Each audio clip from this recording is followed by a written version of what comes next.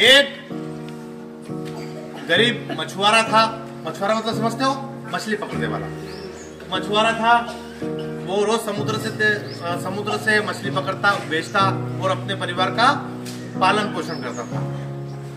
एक दिन सवेरे वो मछली पकड़ने गया तो उससे समुद्र से एक बेशकीमती मछली हाथ आई। बेशकीमती मछली हाथ आई। उसने भगवान को धन्यवाद दिया कि हे भगवान, आपका लाख लाख शुक्र है, धन्यवाद।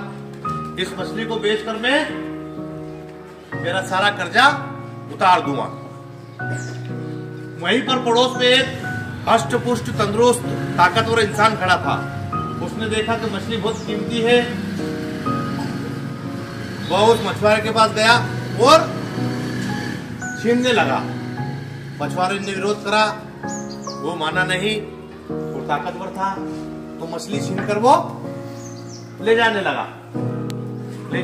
रास्ते में उस मछली ने उसका अंगूठा काट खाया। किसका? ताकतवर इंसान का। वो डॉक्टर के पास गया। डॉक्टर ने पट्टी वगैरह बांधी और बोला 2 दिन बाद आना। जब 2 दिन बाद वो हॉस्पिटल गया तो घाव और बढ़ने लगा। डॉक्टर देखकर बोला कि अंगूठा काटना पड़ेगा। अंगूठा काटा। उसके बाद वापस पट्टी बांधी और बोला कि वापस 2 दिन बाद फिर आना। 2 दिन बाद गया तो घाव और बढ़ने लगा। बिल्कुल आराम नहीं था। डॉक्टर देखकर बोला घाव तो बढ़ रहा है, आपकी पूरी हाथ की कलाई काटना पड़ेगी, नहीं तो ये जहर फैलेगा और हाथ काटना पड़ेगा। ये देखकर उसका दोस्त बोला, यार भाई, तूने कुछ ऐसा कोई गलत काम तो नहीं किया है, किसी का कोई बुरा तो नहीं किया है? तो वो ताकतवर इंसान देखकर बोला कि गलत तो मैंने किया है, क्योंकि मैंने एक दूसरे की कमाई, दूसरे के द्वारा कमाया गया मैंने खाने की कोशिश करी है। तो उस दोस्त ने बोला कि तू तुरंत जा और उस मछुआरे से माफी मांग, उसके पैरों में गिड़गिड़ा, तभी तेरे को माफी मिल सकती है। उसने ऐसे ही किया। वो गया उस मछुआरे के पास और देखकर बोला कि भाई, तूने मेरे पे क्या जादू मंत्र किया है और मेरी ये हालत हो गई है।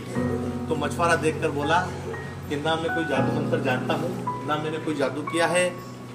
मैंने तो उस परमपिता परमेश्वर से बस इतना सा बोला कि ए भगवान, इस व्यक्ति ने इसकी ताकत दिखाई है, अब तू इसे अपनी ताकत दिखाना।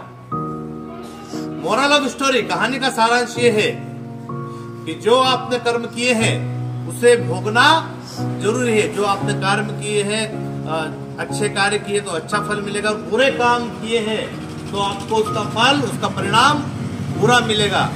क्यों? क्योंकि अगर आपने जैसा बोया है वैसा ही काटना है। अगर आपने बबूल कांटे बोए हैं तो आप कभी भी आम की फल की इच्छा बिल्कुल भी ना करें।